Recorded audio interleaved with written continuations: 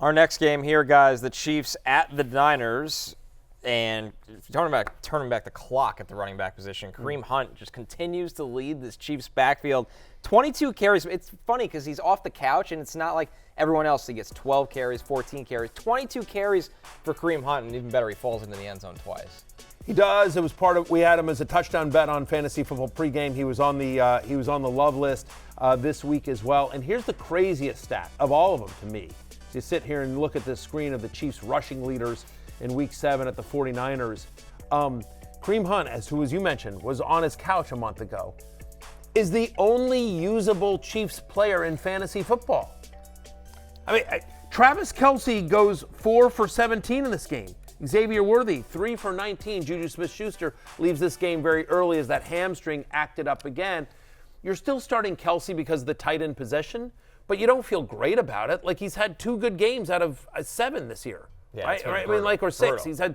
I think he's had 2 good games out of 6 so far this year, right? I think, Mahomes was on the hate list, and despite his heroics, despite even the rushing, right, the 39 yards rushing and the rushing touchdown, he still finishes the week. It's QB 15 as we head into Monday Night Football, and I suspect that he'll finish the week even lower. I had him at QB 18 as my ranks. That's where he's going to land. That's where he's going to land. You have Baker, Lamar, and Kyler tonight. I think all 3 are going to be better than QB 15 tonight. Yeah, I wonder with Mahomes how much differently we feel about him if, 1, he connects on that wide open deep ball to Xavier Worthy yesterday, which would have been a 60-yard touchdown or something, and then 2, his 2 deep balls to Worthy against the Saints, Paulson and Debo committed pass interference on both of them. One got called, the other didn't. Like, if he's completing those passes, and look, he's had 3 picks his past 2 games. None of them were his fault. 2 of them were tip balls, and the other, the receiver fell over. So I get it with Mahomes. Like, he doesn't have top 5 quarterback ceiling or anything like that, but he's been better than what he has produced statistically. Which is fair, right. But like, how much better? He's on the season, Jay. He's QB 21. Yeah. I mean, he's had 0 games with 17 or more fantasy points. So you want to tell me, like, hey, honestly, a couple of plays go his way, he's better than QB 21. It's like QB 14 okay, fine, or something. Right, but that's my point. Yeah. He was drafted as QB 3. Yeah, no, right. He's cool. got more interceptions this year than touchdown passes. Yeah. Again, and he's brilliant. I get it. Like, he willed that team to win. You know what I mean? I'm getting a free dinner from Jay Croucher thanks to Patrick Mahomes. Well, if you missed it. Yeah, I brought receipts. Yeah, we have the receipts. So take a listen on the guy's bet from last week. We sit here and say, like, they don't look good. They're 5-0. Yeah, They're 5-0 and off the bye. They have a really good defense. They have a great interior offensive line, and they have Patrick Mahomes still. So that's really all that matters. I do think the Niners will win this game, though. They're 1.5-point favorites. I just think as well, like 10 days as well. I say the Kansas City Chiefs win this game. We'll wager dinner. Done and done. You know what? You can have 1.5 points, too. Oh, fantastic. Feeling generous. Where are you guys going to go? The cafeteria of NBC? you got to set those stipulations next time. Croucher can pull the rug out from under you. What are you talking about? We are going to Applebee's, obviously. I'm We're going to setting it up for Applebe's. Riblets for everyone. I'm gonna go to the bar and I'm gonna be a big spender. I'm like, round zombies, on me. Zombies for everyone? Zombies for everyone. Riblets for everyone. 1,000%. Do you think the bet should be void? Because I thought I was wagering on Brock Purdy, not Jake Locker, as my quarterback. So I don't know what the hell happened there. No, I didn't even need the 1.5 points. I'll give them back to you if you want. And, Times 10. I mean, dude, Andy Reid is now, I believe, 22-4 off the bye in his career. Again, like death taxes, and you bet on Andy Reid. It's the best money in sports betting. It's 100%. Like if you ever decide to bet on sports professionally, that's a stat you should know. Think about you that. You should write that down. You should think about that. Boy, you should really look at that. I don't know what happened to San Francisco. Well, I guess they lost all their receivers, and Brock Purdy had a meltdown. Is what happened. Which is wildly concerning because help's not on the way right now. Yeah. I don't know that there's a takeaway from Kansas City other than, again, I think other than Kelce and I guess Kareem Hunt, that's the only startable players in fantasy. And Kelce, you don't even feel great about it because, Noah Gray outproduced him in this one. But and we'll see what happens with Juju, I suppose. Other side of the ball, let's talk about the Niners here as well. So Brandon Ayuk left the second quarter with a knee injury. Kyle Shanahan from the podium after the game saying that they fear it's an ACL. It looked bad. Yeah, we could actually listen. Kyle actually expanded a little bit on it, so listen in on Shanahan. Yeah. On I should Ayuk's really injury. attend the pre-show meetings. Go ahead.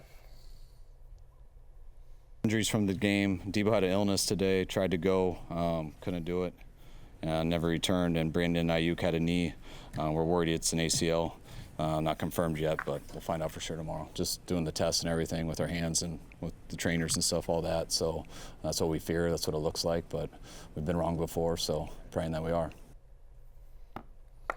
Tough times in San Francisco right now. They're a team that just – these are the fantasy-relevant injuries, but this team has been battered throughout the 53-man roster since December. Yeah, they have been. It's two things here.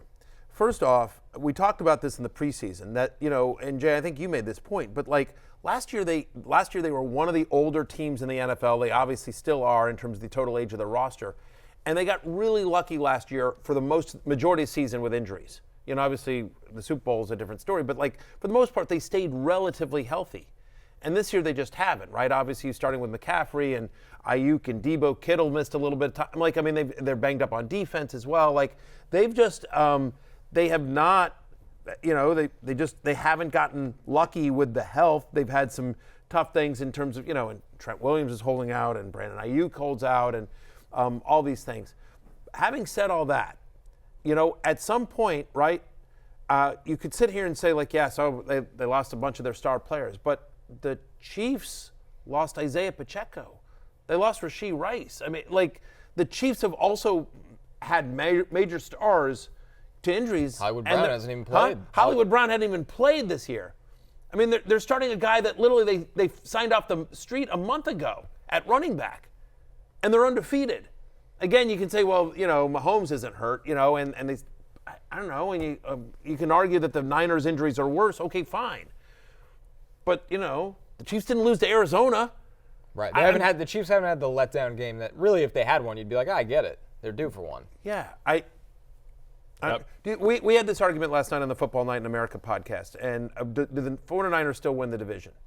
I would take the field over the 49ers. Yeah. The 49ers can still be the most likely team to win it, but you take the field. I mean, I have them a 50-50 chance to make the playoffs or not. They're playing Dallas on Sunday Night Football next week. Dallas have a better record than the 49ers at the moment. Dallas are 3-3, the Niners are 3-4. So, look, it's going to get better in theory for San Francisco because Christian McCaffrey will come back at some point, presumably. But at the moment, they're just... By the way, I think he comes back for Sunday Night Football. Really? That's my prediction. I'm making this prediction as well. I think Christian McCaffrey plays Sunday Night Football right here on NBC and Peacock. That's my prediction. There you go.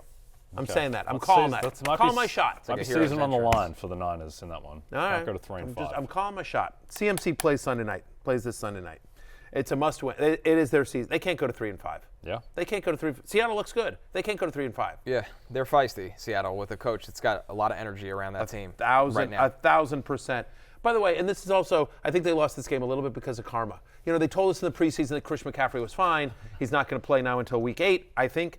We'll see if I'm right about that. And then also, they told us, Debo's fine. He was an ill, but he's fine. Burned a lot of people yesterday. Burned a lot of people. The karma bus was out in full force. 1,000%. Hey, it's Matthew Berry from NBCSports.com and RotorWorld.com, and I want to thank you so much for watching whatever it is you just watched, or if nothing else, being too lazy to click out of the autoplay after this video started, after whatever it is you actually wanted to watch finished. But now that you're here, I'd like to take a moment here to ask you respectfully now, okay? I'm asking you respectfully to subscribe to the NFL on NBC YouTube channel. You'll get the latest Roto-World fantasy news headlines, all sorts of great shows, including my own Fantasy Football Happy Hour. So go subscribe now. Again, I'm asking respectfully.